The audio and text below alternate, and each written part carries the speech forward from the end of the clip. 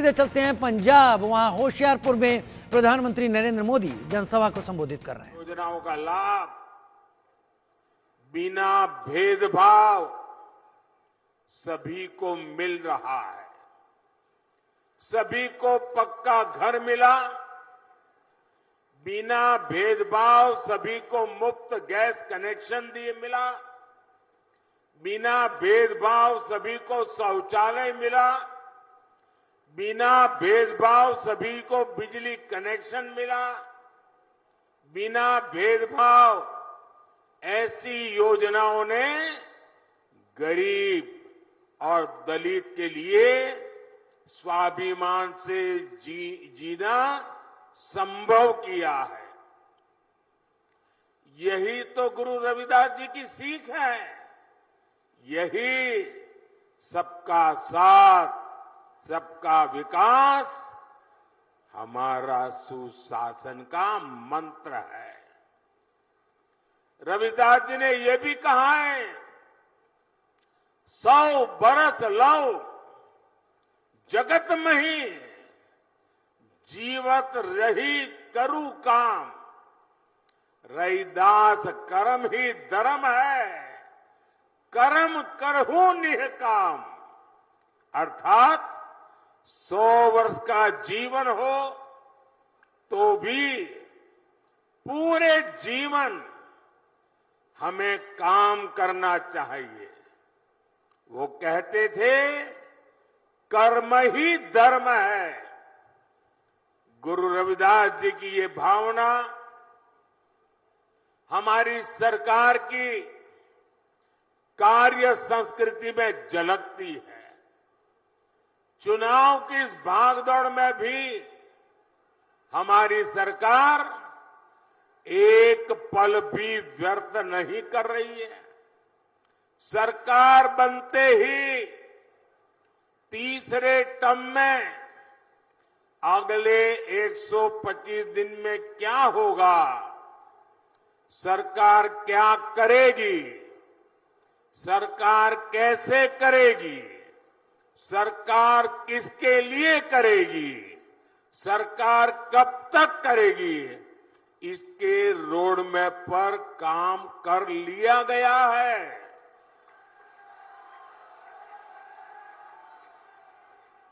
इसमें भी 25 दिन विशेष तौर पर युवाओं के लिए केंद्रित किए गए हैं।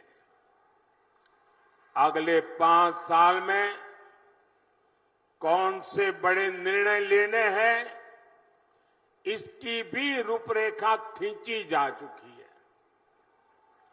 अगले 25 साल के विजन पर भी हमारी सरकार तेजी से आगे बढ़ रही है।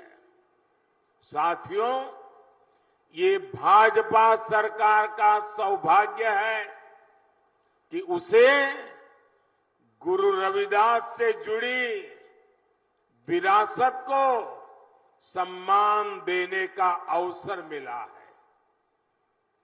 काशी में उनके जन्म स्थान का विकास किया जा रहा है।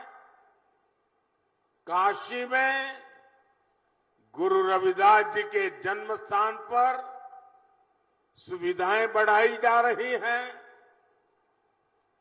वहां लंगर हॉल बना है, म्यूजियम बना है, पार्क बना है, मंदिर के आसपास सड़कें बनी हैं।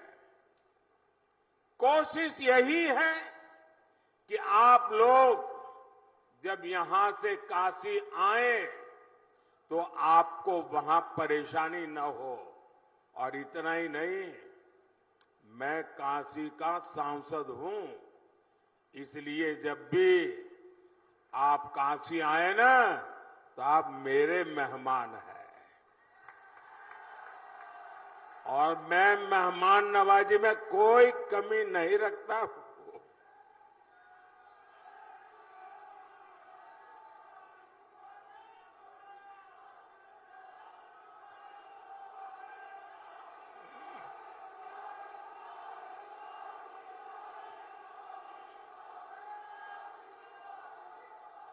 साथियों, काशी में तो हम बहुत कुछ कर रहे हैं। जो लोग वहां जाते आते रहते हैं वो देखते होंगे, हर बार जाएंगे कुछ न कुछ गुरु रविदास जी के चरणों में हमने समर्पित किया है। लेकिन इसके अलावा मध्य प्रदेश में गुरु रविदास जी के विशाल स्मारक का शिलान्यास का अवसर भी मुझे ही मिला था। वहां मध्य प्रदेश में भाजपा सरकार है और वो कार्यक्रम ऐसा हुआ, हजारों गांवों की मिट्टी और देश की सैकड़ों नदियों के जल एकत्रित करके गुरु रविदास जी का भव्य स्मारक मंदिर वहां बनाया जा रहा है। भोपाल में ग्लोबल स्किल पार्क का नाम भी गुरु रविदास जी के नाम पर रखा गया है। दिल्ली में भी तुगलकाबाद में गुरु रविदास जी महाराज का जो पवित्र स्थान है उसे और दिव्य बनाना भी ये हमारा संकल्प है। इसके लिए सुप्रीम कोर्ट से जमीन की विशेष मंजूरी भी ले ली गई है। और आज जब मैं होशियारपुर आया हूं तो अपने मन की एक और बात आपको बताना चाहता हूं। आपको पता है कि हमने अयोध्या में प्रभु राम का मंदिर तो बनाया, जय श्री राम। 500 साल बाद अयोध्या में भगवान राम का मंदिर बना और आपको खुशी होगी, ये अयोध्या में प्रभु राम जन्म स्थान का पहला लड़ाई अगर किसी ने लड़ी थी तो मेरे सिख भाई बहनों ने लड़ी थी। और तब से लड़ाई चली और आज राम मंदिर बना है। राम मंदिर तो बना, लेकिन यात्रियों की सुविधा के लिए हमने अयोध्या में एक बहुत बड़ा हवाई अड्डा बनाया। लेकिन हवाई अड्डे का नाम हमने महर्षि वाल्मीकि के नाम पर रखा है। यानी राम जी के पास जाना है, रामलला के पास जाना है, पहले वाल्मीकि जी के पास जाना होता है। इसी प्रकार मेरी इच्छा है कि आदमपुर एयरपोर्ट का नाम भी गुरु रविदास जी के नाम पर रखा जाए।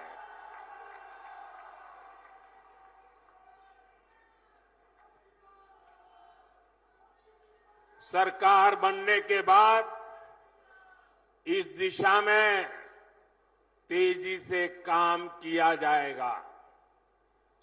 भाई और बहनों, भाजपा विरासत भी विकास भी इस मंत्र पर चल रही है। आपने देखा है जब अफगानिस्तान में संकट आया, वहां पर हमारे जो सिख भाई बहन रहते थे, वहां जो हमारा गुरुद्वारा था, बहुत खतरे पैदा हो गए, तो हम गुरु ग्रंथ साहब के स्वरूपों को पूरे अदब के साथ माथे पर रख करके भारत लाए। इतना ही नहीं,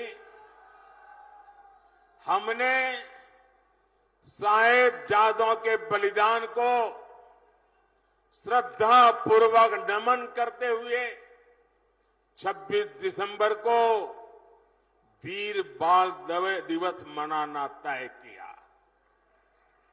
और ये सिर्फ एक दिवस नहीं है, इतना बड़ा बलिदान, इतना बड़ा त्याग, इतनी बड़ी प्रतिबद्धता केरल के बच्चे को भी पता होनी चाहिए, आसाम के बच्चे को भी पता होना चाहिए, तमिलनाडु के बच्चे को पता होना चाहिए, बंगाल के बच्चे को भी पता होना चाहिए। और इसलिए हमने वीर बाल दिवस के द्वारा हिंदुस्तान की भावी पीढ़ी को प्रेरणा देने के लिए वीर बाल दिवस की परंपरा शुरू की है। हमने हरमिंदर साहब के लंगर को टैक्स से मुक्त किया। विदेशी भक्त भी सेवा के लिए दान दे सके, इसके लिए हमने नियमों में छूट भी दी है। साथियों, विकसित होते भारत के सामने कुछ चुनौतियां भी हैं। कांग्रेस और इंडी गठबंधन की स्वार्थ की राजनीति, वोट बैंक की राजनीति ने देश का बहुत नुकसान किया है। इनका वोट बैंक, जो वोट बैंक के प्रति उनका प्यार था कि बंटवारे के समय के हमारे करतारपुर साहिब पर भारत का अधिकार नहीं जता पाए,